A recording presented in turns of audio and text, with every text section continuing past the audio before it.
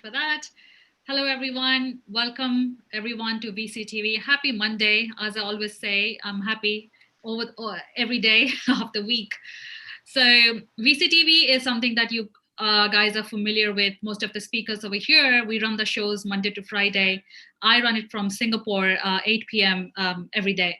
So, we cover different topics every day. Today is the start of the week. On Monday, we're covering entertainment, media, and games and the investments around it. So today I have also a very interesting panel from the West and Far East as well. I have some regular speakers and I have some new speakers as well. So before I start the panel, I would like to introduce myself. My name is Sonny Mohanty. I'm the regional director of La Token, and I'm based here in Singapore. And I host these shows every day, Monday to Friday, and I love doing it again and again. So yeah, today's topic is about gaming industry, entertainment, and media. As all of you speakers know, I would like to start with our new speakers with the introduction. Then once the introductions are done with the questions, I'm going to start moving from the east to the west. So we've got a very interesting panel today. As always, we have John Lee, who has just joined us from the very first time from South Korea. Hi, John, and welcome to VCTV Asia. How are you doing? You are on mute. Hi, Sonny and everyone. My name is John Lee. I'm based in South Korea. This is my office, and now I'm working for the Kona Investment, which is one of the venture capital houses in Korea.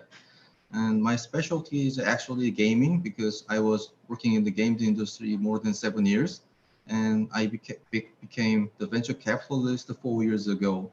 Our company is running two funds, and the total AUM is more than 40 million US dollars. The sector is no matter what, but we are looking for early stage, the startups which has nice team member and solid business model to go to the global. Thank you for having me. Great, John. Thank you, and welcome to VCTV for the first time. We're going to hear a lot insights from you regarding South Korea soon. Thank you so much, and sit tight. Okay, this is the next speaker we have, who is all the way from, did he say LA? So Tony Potts. Hi, Tony. Welcome to VCTV Asia. You're on mute. So thank you for having me. Good morning, everybody. It's a little after 5 a.m. here in Los Angeles. But I am wide awake. By the way, I do have your Disney. I can match your Disney, Sonny. I've got my daughter's. So anyway, real quick. So I've been in media forever. Producer, writer, presenter. Presented a pretty big show here in the States called Access Hollywood to about 10 million people per day. But behind the scenes, I've always been an investor, also person really involved in tech, both in esports way back in the day, from 2013. And so, and then after I left Access Hollywood here in Hollywood, I started investing in small companies, especially on the media side, and then went to Europe and built a couple of small media companies, spun them out in ways for investors, and then went to that was in Amsterdam, and then in Budapest, Hungary, I built an international film company, working in partnerships with both the U.S. ambassador to Hungary and the Hungarian ambassador to the U.S., and then built that company from scratch, named it the whole 9 yards mission statement, and then launched it in about 7 weeks after we started, and then went around the world to the film festivals, launched there. And so I'm kind of, I have a foot in both worlds, studio world and media world, but also building media companies and then infusing tech into the middle of all of that. Wow, excellent, Tony. I mean, great work. I mean, you're building an ecosystem actually. And thank you so much, and welcome to VCTV Asia. I hope to see you more on our Asia channel. I'd love to. We spend a lot of time in Southeast Asia, so my wife's an entrepreneur, so she's in India all the time, and actually South Korea is the next place she's going to launch. So this all works out well. Excellent, fabulous, and welcome to VCTV again. Great. Gonna move to Sergey. Hi, Sergey. Welcome back on VCTV. How are you today? Hi. Yeah, everything great. I mean, probably not as warm as in LA, but should be great. Yeah, my name is Sergey, and I have experience in my background is in telecom, mobile entertainment, also gaming, banking, and financial expertise. You know, the investments and consulting side of things. And currently, I'm a managing partner in Morphosis Capital Partners. We are boutique venture capital and consulting investments company that connects companies across Asia, Europe, and US to high net worth individuals that we work with because we do risk management for them. We do technical audit, all this stuff to minimize risks and help them do the right investments into startups, early stage startups. Yeah, I remember that. We've Yeah. also, yeah, offices all over the world. Thank you. Yeah. Thank you, Sergey, and welcome back to VCTV. Thank you very much. Alrighty, now I'm not going to miss him today. Louis, welcome back to VCTV. Happy Monday. See, my lobby has a different view today. So Okay, yeah, because I'm shocked. I'm getting in before Gary. Oof, look at this. After Tony though, I gotta try to follow that. You're going uptown now, Louis. You're going uptown. I know. I'm moving up like George Jefferson. What's going on? You're going up to Manhattan now. There we go. All right, just to give you guys a skinny, I've been involved in finance for over a quarter century, involved in technology longer than that. I'm a managing partner with FJA Partners. We're involved in artificial intelligence, AR, VR, and blockchain. And we have a lot of great things going on with our platforms like DocuMega, Vero Hive, which is a video collaboration platform, DocuMega, which is a document management system that's blockchain enabled. So we have a lot of things going on there. I'm interested to hear what Tony has to say about the entertainment industry, because I think that right now everything's pivoting to a new world that we're going to be living in, and with Netflix and other companies, other streaming services that are blowing up, that the entertainment industry is changing. It's changing dramatically. You got AMC, you got other theater chains that are shutting down. It's just an inflection point, and it's going to be very interesting to see how things work out. And esports are a big thing too. So looking to hear what John has to say about that. absolutely. Thank you, Louis, and welcome back to VCTV. Last but not least, I've got Gary. Hi, Gary. Welcome back to VCTV. Hello. Today, it just felt like yesterday I was on the Zoom call with you. Yeah, it does, doesn't it? Yeah, Kind of it a family thing every day. So my name's Gary Fowler, and I did my first startup at 21. I was a clinical psychologist, and with my master's degree, we're thinking about going back to medical school, and I did a startup. So actually, I designed and built and used new and innovative construction tech for about $9 million in houses. So I had no experience in it before, but I built houses that had up to 87,000 bricks, and I literally designed them myself. Got a lot of press because of the way I did it. Anyhow, from that was my first one. I've done 16 companies. I've had 2 unicorns. My latest company, Eva, is one of the top leaders in AI tech today. It is a HR tech company. One of the billionaires from Russia who lives in Silicon Valley, David Yang, recognized AI expert, is my partner in that. Today I start and the CEO of GSD, Get Shit Done Venture Studios. And we take companies from Korea, from Dubai, from Russia, all over. And the idea is there's 3 levels, right? Level 1 is acceleration, 2 is regional dominance, but then how do you go global? So I'm in Silicon Valley most of the time. Today I'm in Palm Beach, Florida, but most of the time I'm in Palo Alto. And the idea is to help them go global.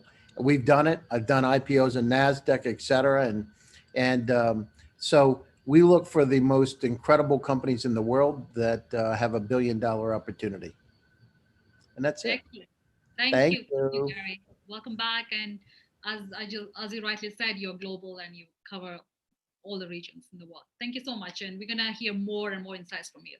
Okay, great. So we all set with the warm-up introduction from all our speakers. So feel free to keep it very much interactive so that, we have a lot of energy in the show.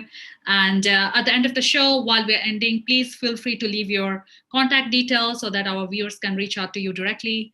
And also, ask each other questions, because we are covering different regions, like we are covering Asia, US, and so yeah, let's keep it very much on a high note. Okay, I'd like to start with John, who is dialing in for the very first time from South Korea.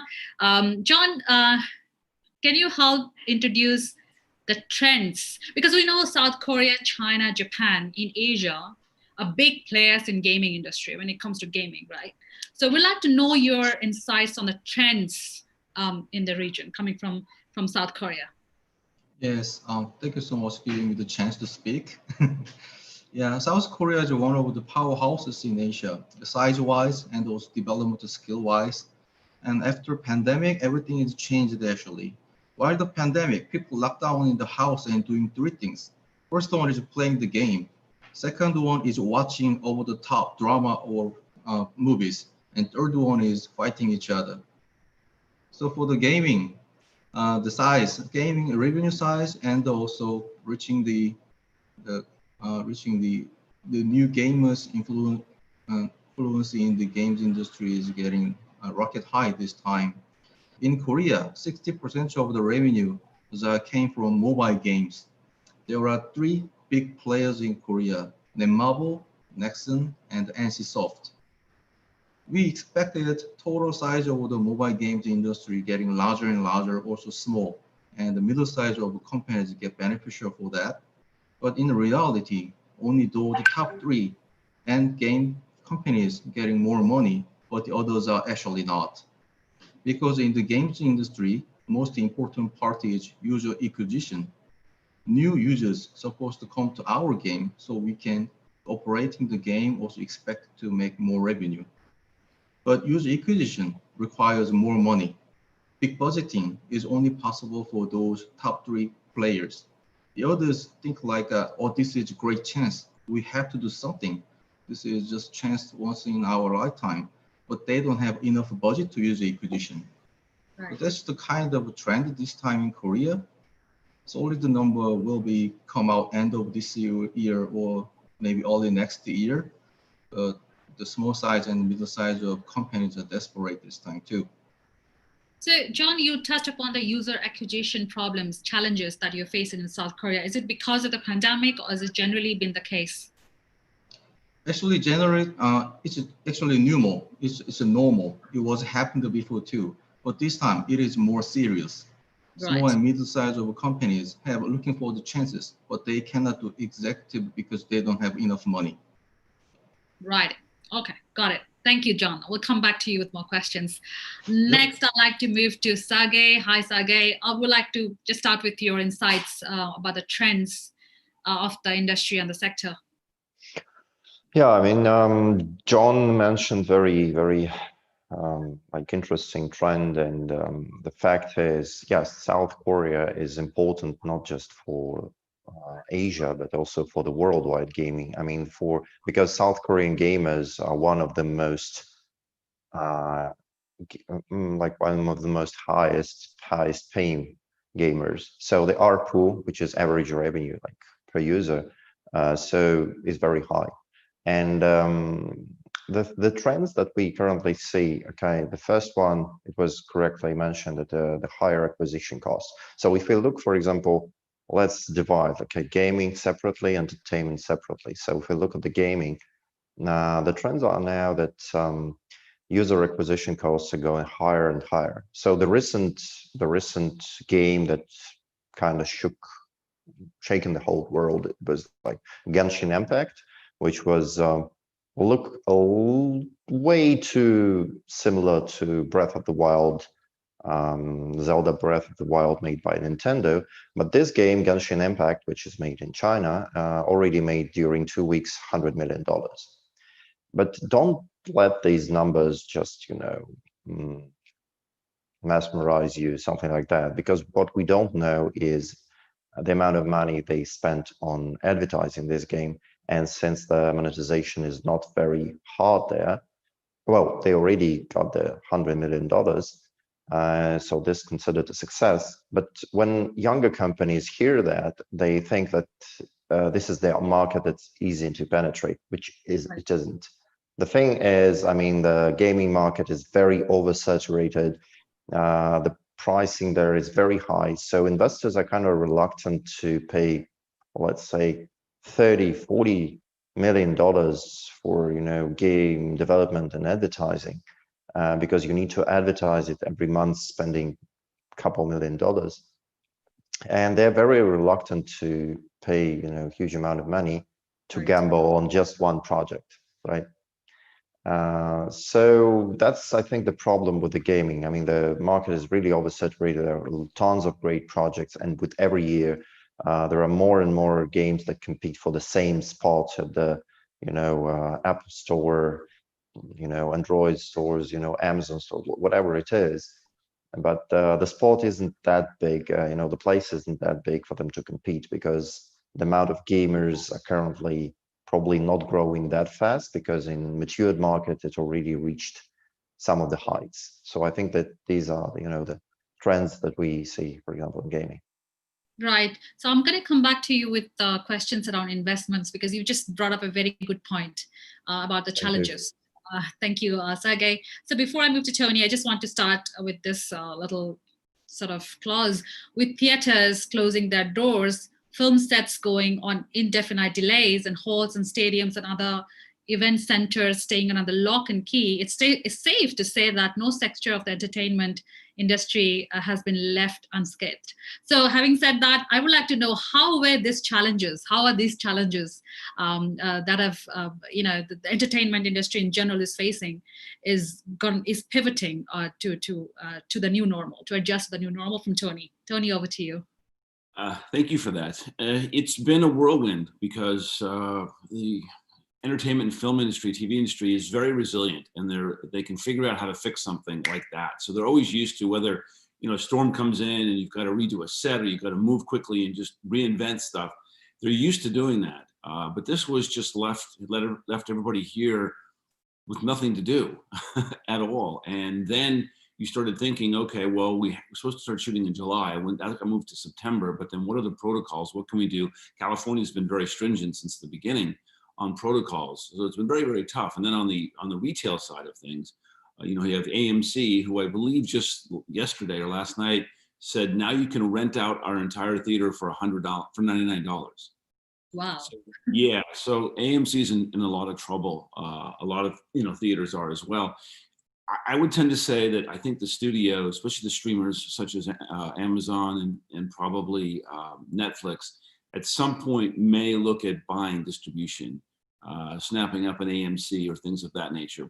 I know there were talks early on, probably a year and a half ago, that Amazon may do that. It's a great pipeline. You can go, right, make your films, boom.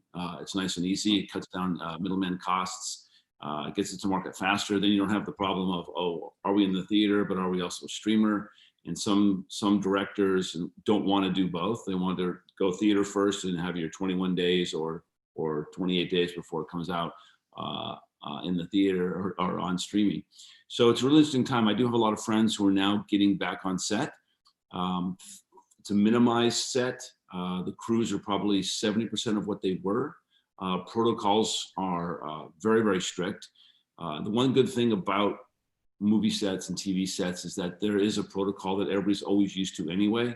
So when you can insert this just one more thing in there, it's okay, it's in the chain.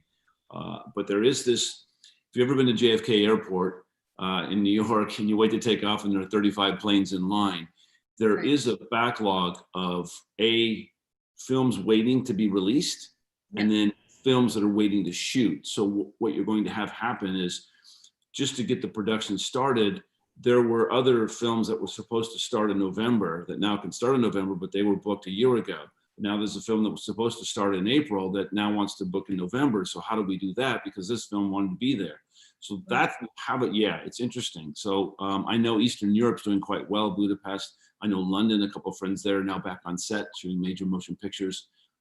So that's it. So the pipeline's now coming to production, but you've got this other pipeline at the end that hasn't got out yet. Like, you have Christopher Nolan's movie Tenet that had to go through various incarnations. So it's much to what Lewis was saying. I think there's opportunity. There's real opportunity here to figure out the new model. Everybody is saying theaters are dead, but they also said that about radio when television came out. So I'm usually not, when people say something's going to happen quickly, I'm usually the person that kind of dials it back. I mean, it goes back to my journalism days, I think. But there is really good opportunity here in Hollywood, I think. And there's going to be some, look at Disney. Disney's now all in. They announced last week, they're putting everything into streaming. There has been massive movements. Netflix has jettisoned about 5 or 6 of the top line executives, some senior vice presidents. NBC had a huge reshuffle just recently, like 2 weeks ago. And then, of course, Disney makes the announcement it's going to go all in on streaming. So there is this really cool once in a 20-year thing happening, in a sense of trying to figure out how do we distribute in the new medium and how do we make films more effectively. So it is kind of like the Wild West. It really is. Right. Excellent. I mean, what I gather is more, I think live streaming, going digital is the future, if I can say safely. Let's hear from Lewis and Gary. Lewis first. Lewis, what's your viewpoints on that? I'm going to tail on what Tony was saying. Look, I've been involved in the entertainment industry for forever. I have a lot of friends in Hollywood. They were making movies all the time, and when everything stopped, you have lives that are impacted, and it's hard ramping back up, trying to figure it out. Okay, your movie theaters, if you go way back in history, Tony mentioned about the TV and radio, they said it was dead. It was just a change. You have a change. And when you first had TV, you had a few channels. You had your HBO and you had something called WHT way back when, and they were just boxes. And when cable started, coming forward, there was a change. It was just a morphing of everything. Same thing with radio, with Sirius and XM. When that came out, there was a morphing. Netflix, when it came out, there was a change. So everything is changing right now. And you do have the movie theater change, like AMC, Regal. You have Cinemark. They are hitting a brick wall. They have to change their business model. If they do not, they're going to wind up being like Blockbuster, out of business. You have Amazon that is basically, they're constantly moving and evolving. That's why those dynamics allow them to continue to grow and survive during all the, anything that had the pandemic, that company went through the roof. So did Netflix. But you're even with Zoom, it went through the roof because people need this. They need the tools, whether it be entertainment, whether it be office, whatever it is, things to keep people moving and busy. And I think in Hollywood, now that everyone is getting on set, you're going to see a lot of movies in the can. You have Wonder Woman that's not going to be coming out, I think, until 2022, and that's already done. You have things in the can done, completed, that now they have to figure out the pipeline and how the distribution is going to be, because going straight to streaming or going back, they have something called going straight to DVD. I don't even know if they name it that anymore, but that's a different animal. And I don't know how they're going to work it out. But, again, Tony said they're resilient. Hollywood will figure it out. You have smart people that are there that'll figure it out, because it's all about making things make money. So they know how to do that. Absolutely. Very interesting insights coming from Tony and Lewis, adding on to regarding the entertainment industry, which is great, something new for me. Thank you so much. So Gary, I'd like to know your thoughts come from a technology perspective, how these sectors can be how can Sonny, I'm a country boy from Pennsylvania. Grew up on a side of a mountain, 1,000-person village, literally. So let's just keep it simple. So gaming is the ultimate channel for socializing during social distancing. It's just the way it is. This is like simple. In fact, it's one of my new articles coming out. So think about it. There's a 39% increase in monthly spend for online gaming, 42% increase in video streams.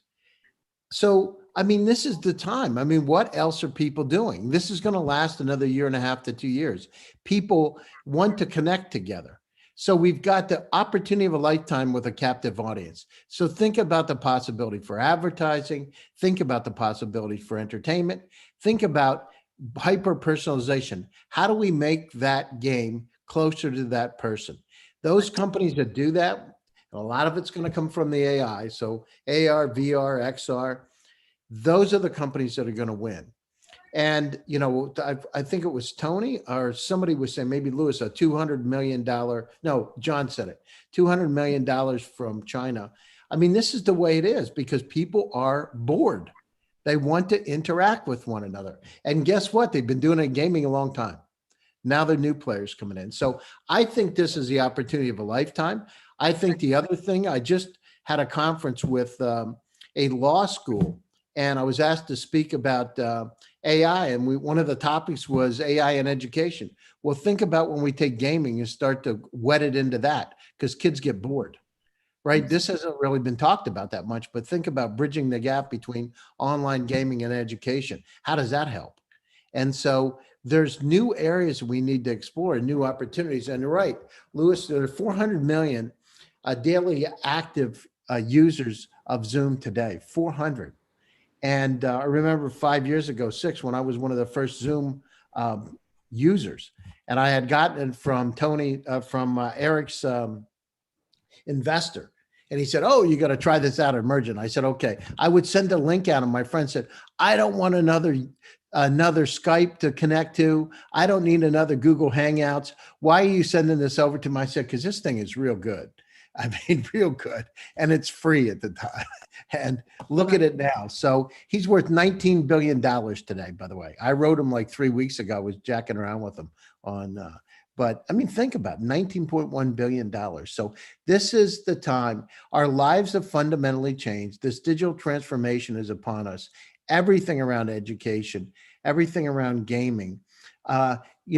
If we look at the studios, you're right. I mean, how in the world is somebody going to want to go into a movie theater today and sit in there with the possibility of the COVID threat? It's like Russian roulette. In this situation, it's not the smart thing to do. Well, no, I mean, if I can tap in real quick to what Gary was saying, absolutely. And you think about it, one thing that's great about theaters is the stadium seating.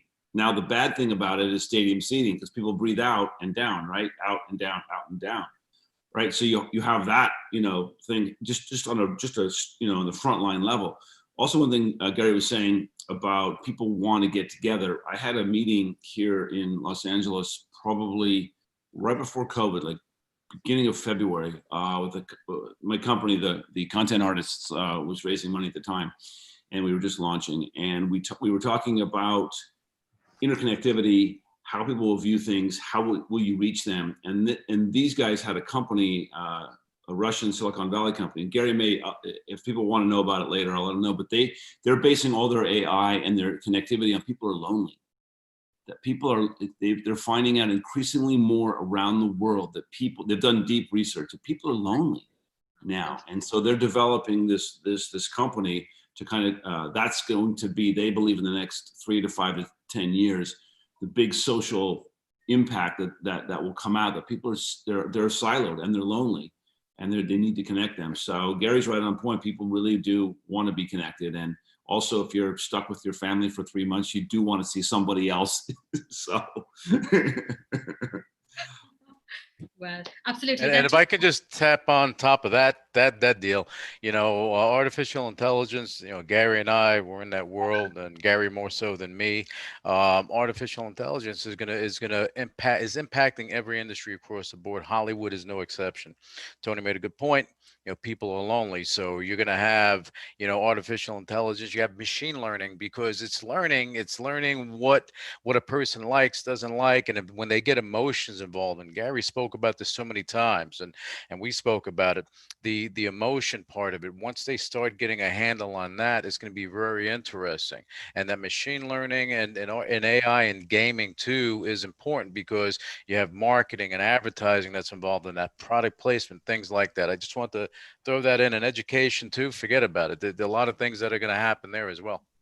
I mean, the one thing that you can do with the games, with these online games, and this is something that I'm starting to see now. I am the CEO of one of the top AI security facial recognition companies. But what we're seeing now is, imagine this. So gamers on one side, you got a camera. the system, the AI understands what their movements are like and starts adjusting the game to the movements of that person, how they're feeling, and adjusting it and moving around, and starts to understand not only what kind of games, what kind of players they should be playing, how much do they want to push, that kind of thing. So help them learn better, help them be more engaged in that game. And that's interesting, Gary, because we do this now. We try to predict the emotions, like with students in school, and we haven't rolled it out yet.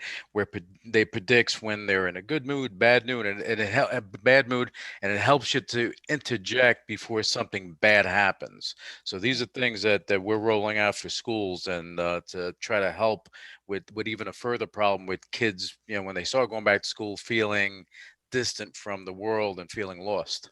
I mean, that my company, Eva, that I Yeah. co-founded 4 years ago. So we actually took the technology, we pivoted 3 times. We took it and we did HR management. So what we're doing is we understand the sentiments, how somebody feels. I can forecast 1 year in advance whether or not somebody's going to be leaving a company before they even think about it. Wow.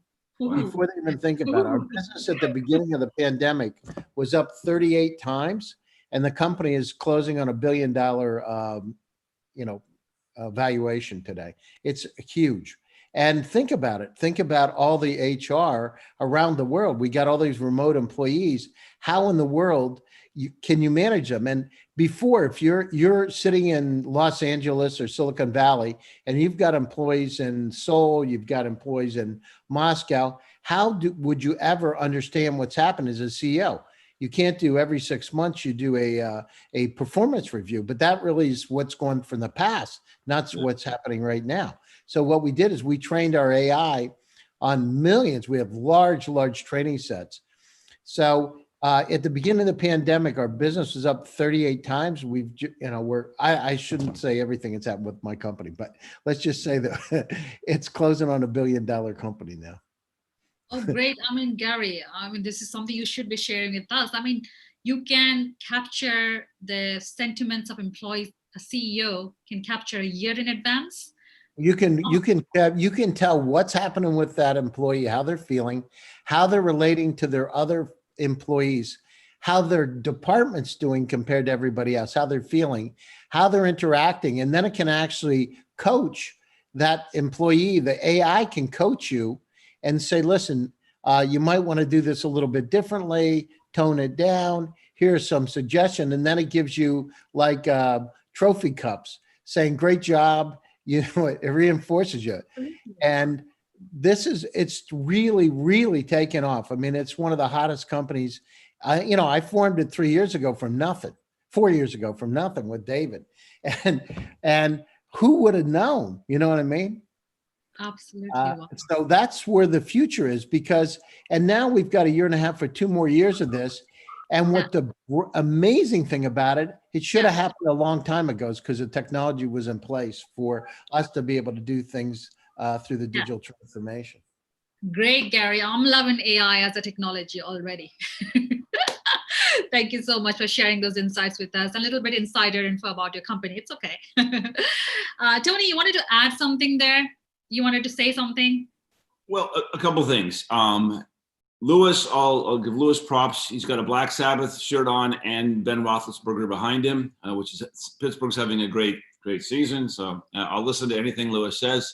And to what Gary was saying too, 2 things. I'd like to ask Gary a question.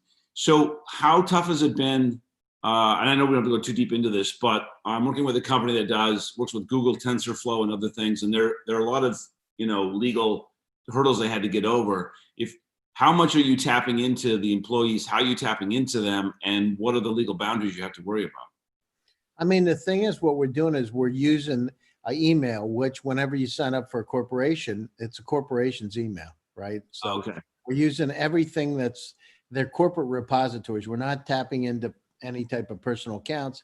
It's everything associated with the corporation. So it's fully compliant. And we had to take, those things into consideration. But, we can look at any kind of repository that's a corporation uses. So Slack, Salesforce, whatever, any kind of the data sources that's out there. But the good news is this is going to happen because we are in a credible state of, and I've said this before, infobesity. I mean, think about every one of us here. We've got how many email addresses? 5, 7, 10, and then you've got all these repositories: Google Drive, Dropbox, Box, Slack, Telegram, WeChat. How in the world can you even manage your own personal cloud? Today, the average person has 300,000 items in their personal cloud. The entire web in 96 with 257,000. It's doubling every year. In 5 years, we'll have 10 million items with the Internet of Things. How are you going to be able to tell what you have? It's impossible. Great, Tony. I think Sergey had a question, or he wanted to add something to what Tony just said. Sergey, please go on. Yeah, there was like a very intense conversation between John, Tony. So I didn't want to interrupt first. So yeah, I think what we've touched already is like very two important things. First one I'd like is that people become lonely, and the thing is that what we will see probably in this year, and what will be probably emphasized in the media a bit later, that a lot of people break down their relationship during this year. They were insane amount of divorces in China just when the COVID stopped. So, and Europe goes into the second wave. So what I mean here is there are huge opportunity for entertainment to jump in, and I think there will be like two major ways. One of them is like introducing robots, AI things, advanced Alexa, all this stuff. And the second thing is probably because the first way is to help people communicate with some sort of AI, which is not a fully substitution for human interaction. And probably I expect a huge wave of second type of startups that will try to make this digital wave of interhuman relationships online. Because I think people currently quite suffer because of they like spend this summer actively communicating and all this stuff, but currently for example Europe go into the second wave of pandemic, all these things happening. So I think people kind of need some sort of clever entertainment to help them communicate with other people, not just Tony mentioned these theaters, right? There's not enough movies. For example, there are not enough movies in the pipeline, so sometimes the theaters had to close even if the regulations allow them to stay open because they had nothing to show. Some theaters even invented things. For example, I heard from my friends in Moscow that they've showed a Blade Runner movie dated 1982, right? So it's like almost 30 years old movie, which is great movie actually. But they showed it on the theaters, and it was like a great hit. And it's almost was a 1 week top grossing movie, despite the fact that it's 28 years old. So I mean, but the thing is, the world won't go to the same place where the theaters just open. We will have all these new premieres and people will go there because we already understand that it takes a longer time for world to deal with these problems. So the thing is, how will entertainment help these people that are at their homes to kind of experience the movies, the entertainment with other people, being a bit communicating with them? I just wanted to add a little bit to both of Tony, what Luis and everybody added. Like in mental health was a big factor, like mental illness, especially due to loneliness. Suddenly cut off from rest of the world. Talking about Hollywood, I just wanted to say something about Bollywood, which is the movie industry from India. one of the famous actor, he committed suicide. He was just early 30s and he committed suicide. It came like it was the news like 4 months back when it was like we literally we started the lockdown in India, and obviously something happened and he committed suicide. So the point is, I think startups who are looking for solving mental health as well in terms of entertainment, as rightly said, one-on-one communication, because we are craving for interaction, because we are social beings as human beings, right? So that's the reason I love to talk to everybody and meet everybody every day. So because people ask me, how can you do this every day? Because yeah, I miss that human interaction, and it's very important for me to be in touch with human beings, even though it's the digital medium. That's a good question. I mean, that's a good point because on the loneliness scale, and maybe John can chime in on this as well from South Korea, but there's also the Bollywood thing is, yes, lockdown, but also the pressure. There's a lot of pressure. There's scandal in Bollywood right now with drugs on set, and some stars got embroiled in that. And then you flip it over to K-pop and some of the game. So you have K-pop, you had some suicides there, right? And you also had in gaming, you have, I think one kid committed suicide a while ago. There was a bit of scandal about that.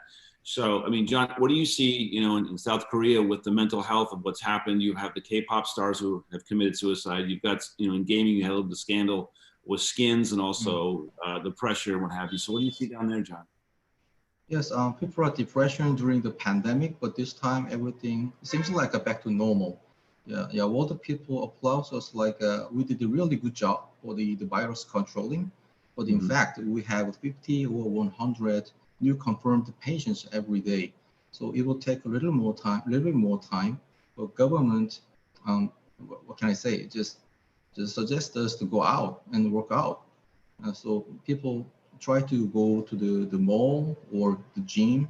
They try to do that this time. However, I feel like people, I don't know, the suicide, I couldn't see the kind of news a lot this time, but we still need a little bit more time. I went to a movie 2 weeks ago. It's supposed to be 600 seats in the cinema, but only 5 people watched the movie together. We need more time. We really need more time. Absolutely. But this can be a little bit out of the focus, but interesting investment activation happening 2 weeks ago. There is company Naver Z, which is a subsidiary company of the Naver. Naver is one of the biggest IT company providing the searching system in Korea. And the Naver Z, the formal name is Snow. They started providing the application, which is providing the people like a virtual reality world inside of the application. And Big Hit Entertainment, which is the BTS, they have BTS. The interesting thing is BTS is Korean, and the military service in Korea is kind of mandatory. So BTS members should service for the country in a few years. That means they cannot do concert every day. So Big Hit Entertainment highlighted the Naver Z, which is providing application named Geppetto. What they are doing is whenever user doing selfie inside of the Geppetto, AI made their own, the unique avatar inside of the world. So people, controlling the avatar to communicate with other people or watching the concert and something like that. So Big Hit Entertainment and the YG made the investment in Geppetto, $12 million only a week ago. So BTS will keep doing their concert activities in the Geppetto. So yeah, it's kind of risk-free whenever they go to the military service, but they can keep doing the concert. Excellent. Okay, we just have 15 more minutes into the show. I just want to open the floor to the speakers to ask questions to the co-speakers. Please feel free. Any questions for anyone? I'll ask questions because I'm the guy that just talks, right?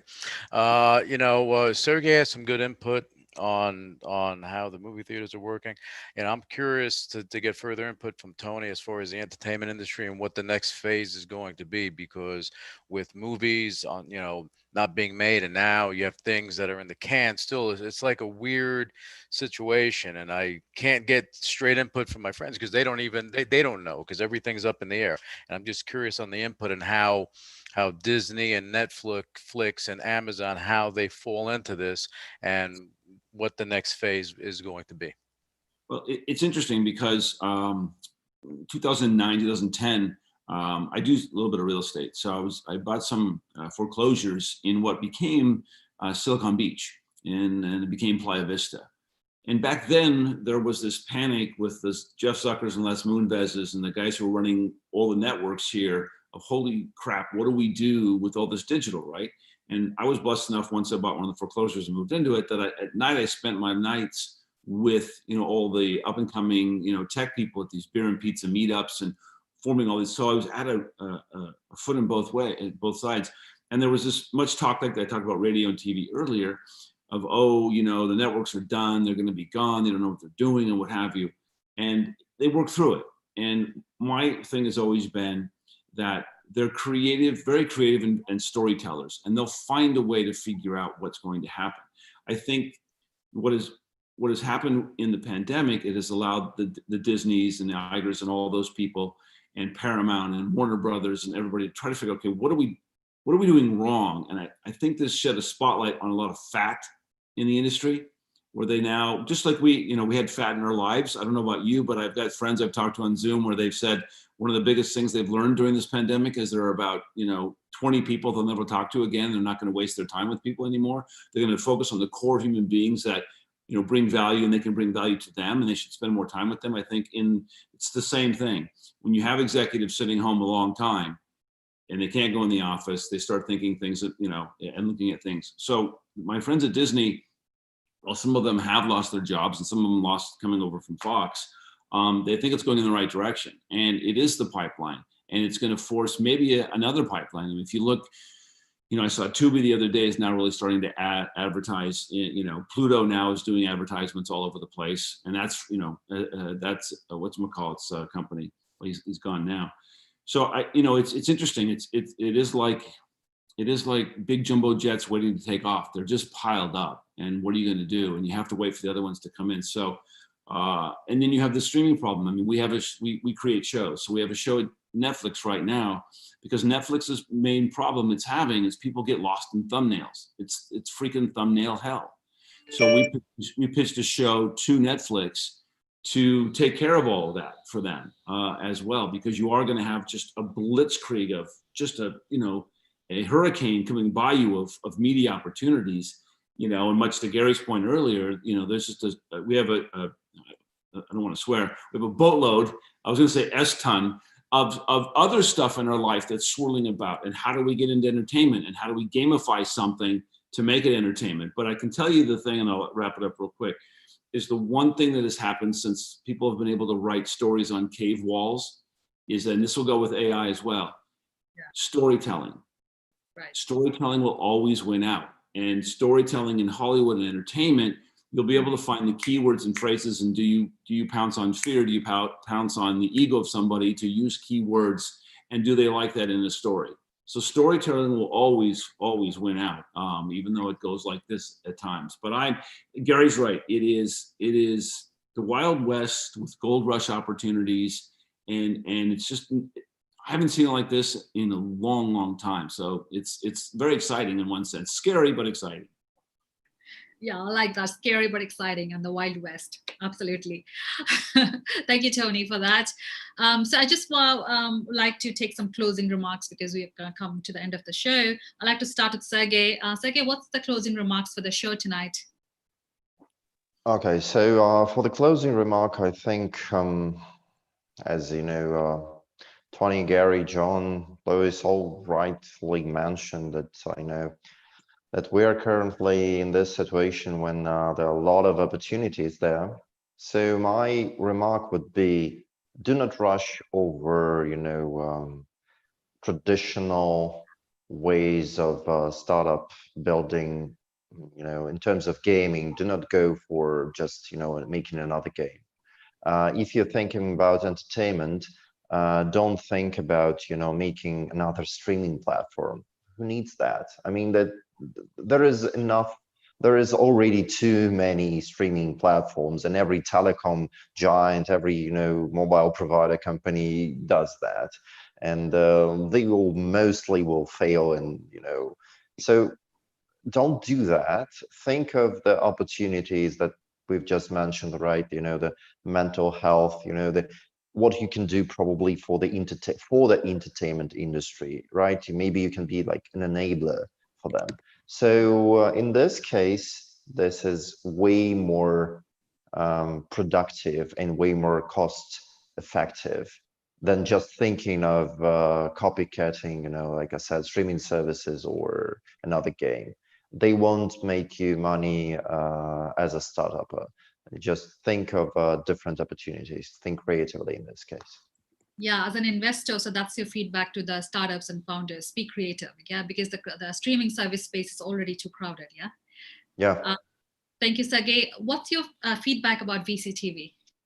Well, I think what I like today very much, I mean, I've seen, people, we're chatting. It was not like one speaking after another. I mean, I think we all miss that in, what we have in online, like live panels, because when we discuss and people feel that energy, when we just address someone, not interrupting, but, in a friendly way, because otherwise it just, you feel this disconnection, like it's like already, it's already pre-recorded and you just put in one guy after another, and then we just feel a bit robotic.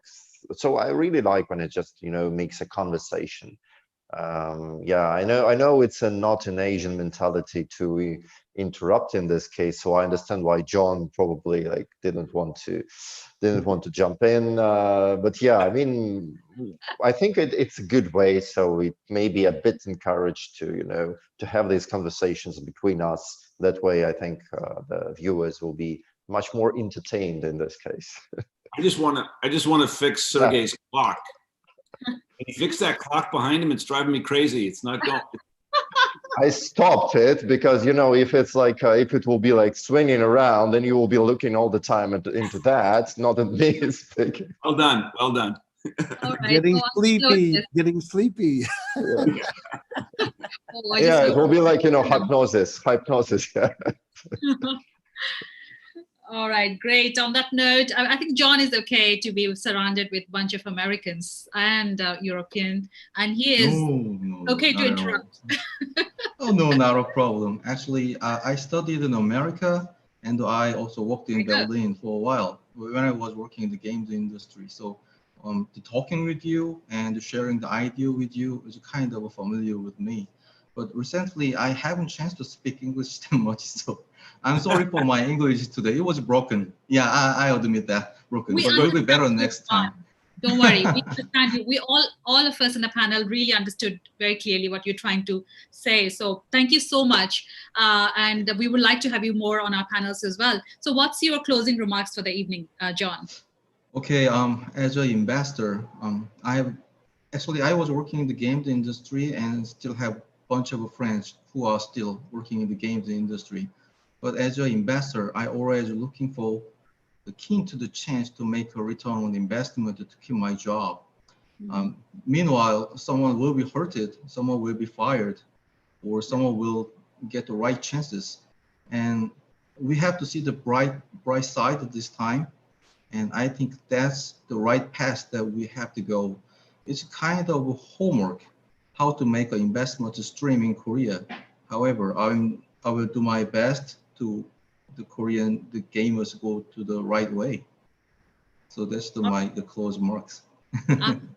Great thoughts, John. And what's your feedback about VCTV? Because you're speaking for the first time. I just want to know your feedback.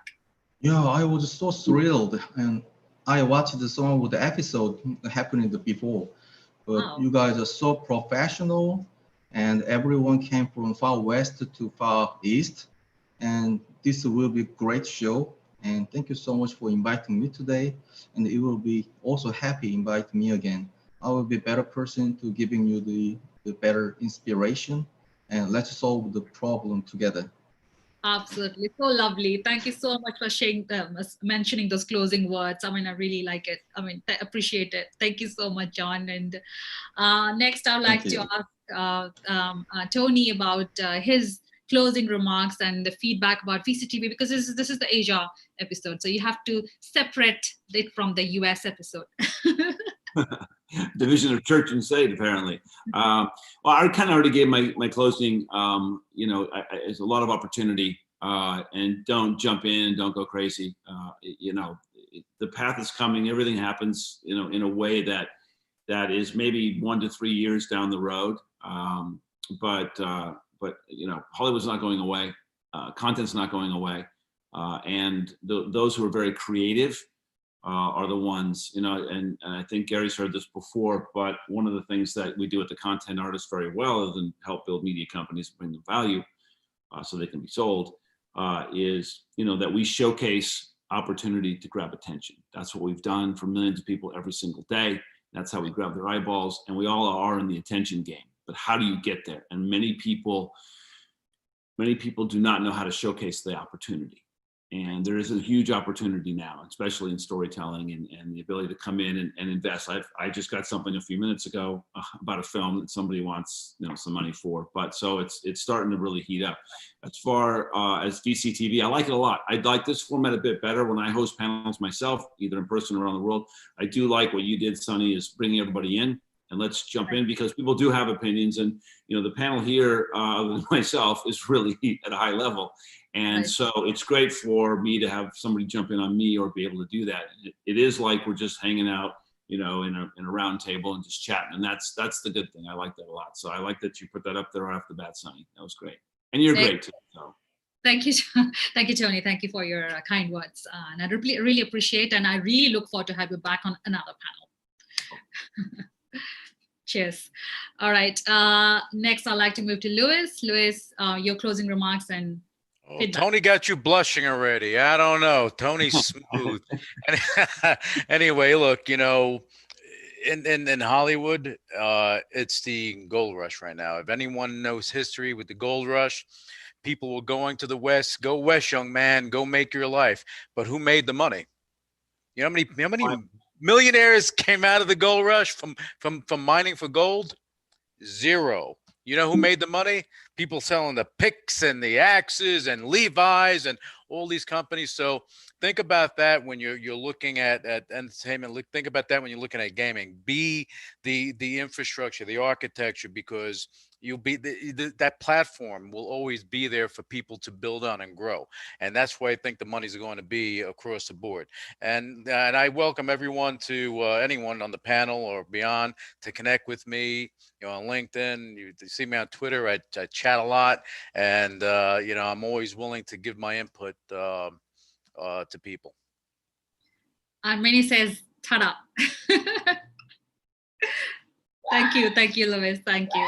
Last but not least, Gary, your closing remarks and feedback. Okay, super, yeah. So, I mean, this is a transformational time in humanity. I mean, it's like the beginning of the 20th century when we discovered electricity, and look at the changes that took place over the next 30 years. So it's a very interesting transformational time. And it's also, if you think differently and keep a positive attitude, it's a great chance for the startups to move forward very, very quickly. And it's a great time to invest in some of the coolest technologies from around the world. It truly is a democratization of opportunities. People can reach me on my LinkedIn, Gary Fowler LinkedIn, or Gary at gsdvs.com. I'd love to hear from them. And we curate the best AI companies in the world, and their goal is to create another unicorn. So we like to consider ourselves unicorn breeders. Great. Thank you so much, Gary. And so what's your take about VCTV? I mean, I love it. I love coming to see you. I got to tell you, you brighten my day. It's like a day with a lot of sunshine. So I just love it. I think it's a great way to get information out to the world and to keep people connected, so they don't feel lonely, and they understand that, this is different than the 1918 pandemic. We do have a chance to be able to communicate and to be able to tie ourselves together. So it does give us a bond, and I think you're doing a great job with it. Thank you for your kind words, Gary. Same goes to you all. I mean, VCTV is VCTV. I keep on telling it's because of you guys, because of you, Gary, because of you, Louis, for your dedication, for your commitment, for your time. I really appreciate that. Tony, and being remembered is a good thing too. I'm no Gary, but it's always, it feels good.